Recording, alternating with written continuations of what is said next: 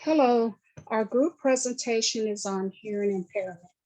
The members of our group that will be presenting are Vanessa Butler, which is myself, Cameron Gallow, Jazmine Gutierrez, Halie Jones, and Jennifer Pogson. I hope I'm saying her name correctly. The definition of hearing impairment. The ideal definition is an impairment in hearing, which is called the auditory impairment in Texas, whether permanent or fluctuating, that adversely affects the child's educational performance. When an individual loses the ability to hear in either one or both ears, or it results when there is a problem in one or more components of the hearing mechanism. A person cannot hear at a level that is optimal for communication or for the activities of daily life. There are degrees or levels of hearing loss. The levels of impairment can vary from mild to severe or total loss of hearing. And the sound pressure level is measured in decibels. So in mild, the soft sounds are difficult to hear. So it's from 26 to 40 decibels. The moderate is very little speech is heard when someone is talking at a normal range level. The decibels is from 41 to 55. Severe, no speech is heard at normal levels and only some loud sounds are heard. That is from 71 to 90 decibels. And then the profound, when there is no speech heard at all and only very loud sounds are perceived, that is over 90 decibels. And there are 4 types of hearing impairments.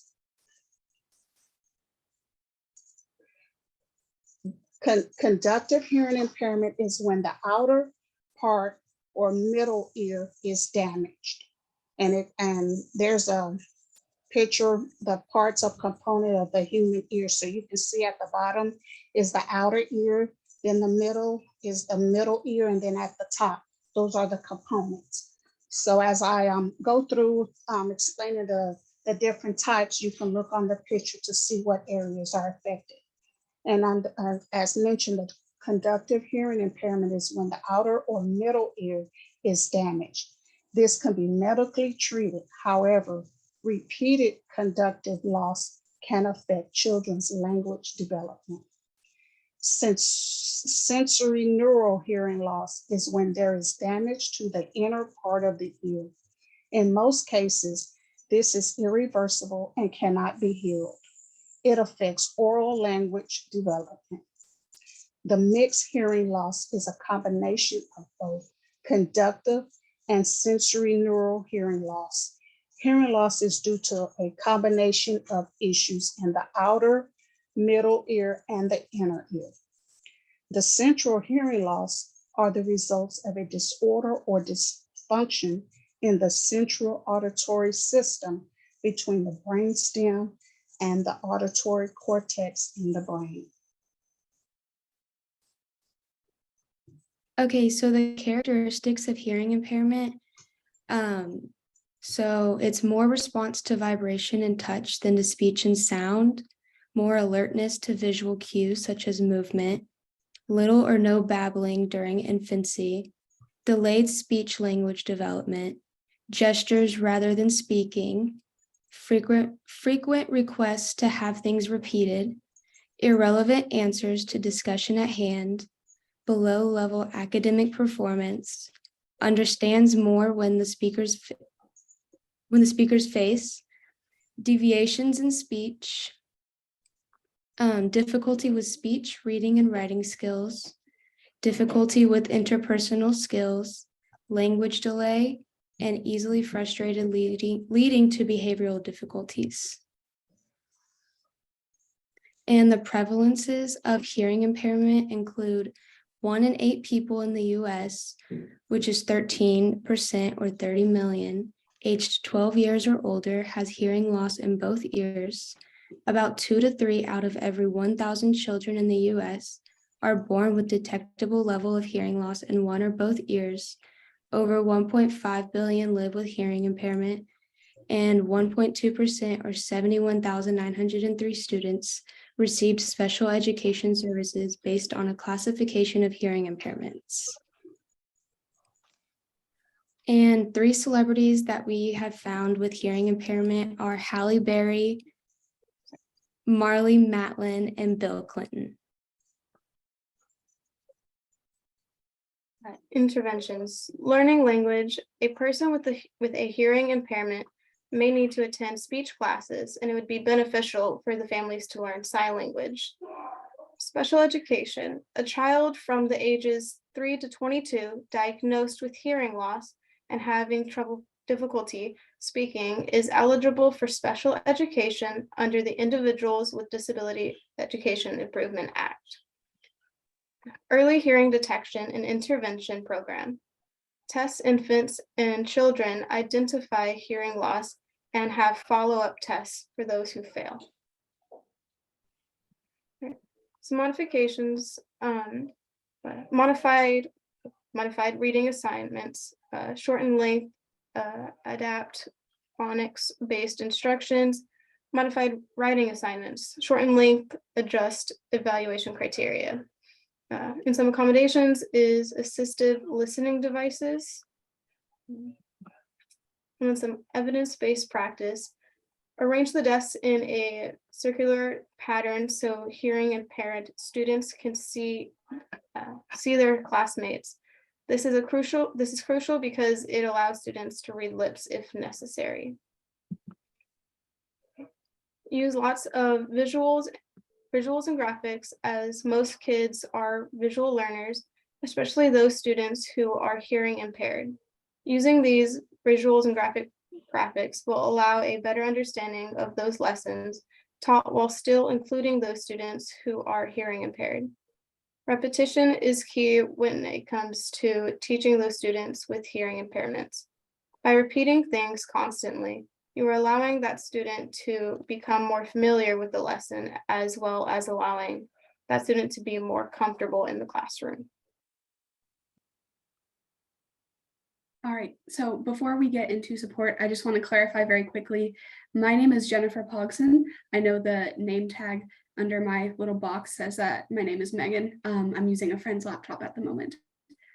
Okay, with that aside, talking about support, there are a lot of things that educators need to take into consideration when they are trying to support individuals in their classroom who maybe have a hearing impairment or have needs related to that.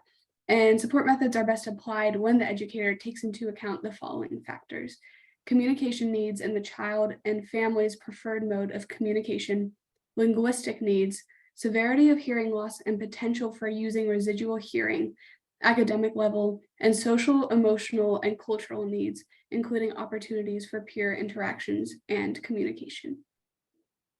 And so with that said, there are a lot of very specific resources or organizations that can really assist and benefit individuals who have hearing impairments of some sort. The first one I'm talking about is the RDSPD, or Regional Day School Programs for the Deaf.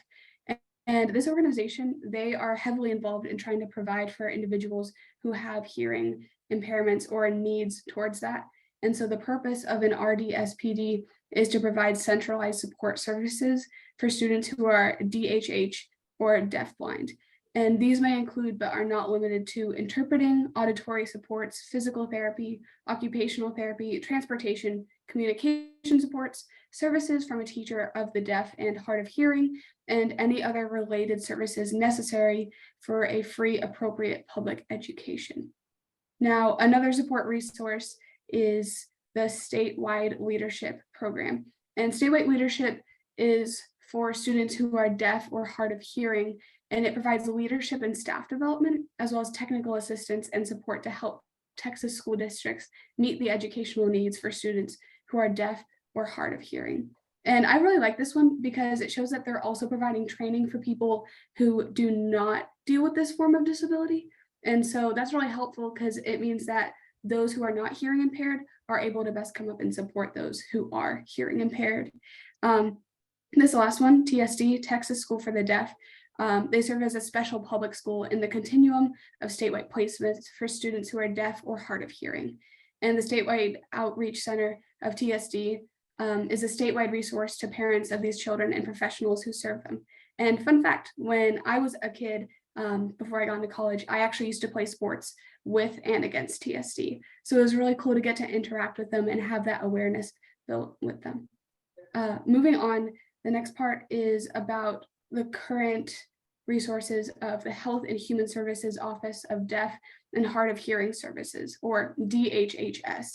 And they work in partnership with people who are deaf or hard of hearing to eliminate societal and communication barriers in order to improve equal access. DHHS advocates for people of all ages who are deaf or hard of hearing to enable them to express their freedoms, participate in society to their individual potential, and reduce their isolation, regardless of location, socioeconomic status, or degree of disability. And I really like this one because it goes back to just the idea of having awareness raised and also just being able to overcome a lot of societal boundaries and barriers that people who deal with this form of disability have. Now, the next part is about the current support needed. And I found this quote, which I think sums it up pretty well. It talks about acquiring basic English language skills is a tremendous challenge for most students who are deaf. While the department and others are supporting research activities in the area of language acquisition for children who are deaf, effective methods of instruction that can be implemented in a variety of educational settings are still not available. And so basically what this is talking about is like, it means that people who are dealing with this disability, they tend to end up really struggling specifically in the area of linguistics and English. And that's the area in which they need the most support, but it can become really challenging for educators to find the right ways to teach this in a manner that is most beneficial towards that student.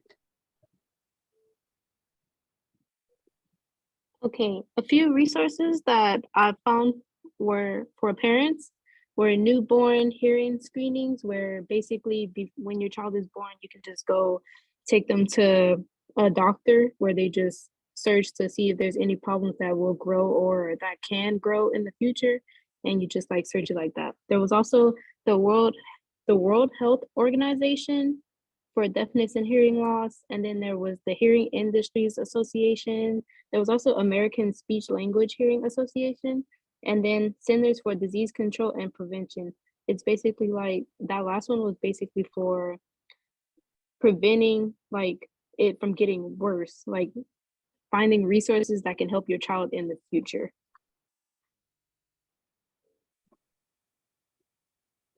And then a few teacher resources were individuals with disabilities, the Education Act, the IDEA for teachers. There's the U.S. Department of Education, where you learn about students with disabilities, specifically for this project, deaf students who have those disabilities. There was also the NASET, the News Alert Organization. And then there was also how to support a child with hearing impairment in school for teachers and engaging in education. And then the last one was a chapter from a college. It was teaching strategies and accommodations for hearing loss. Okay, we have come to the end of our presentation. The last two slides are just the sources of our research. And we thank you all for your attention. Have a good day.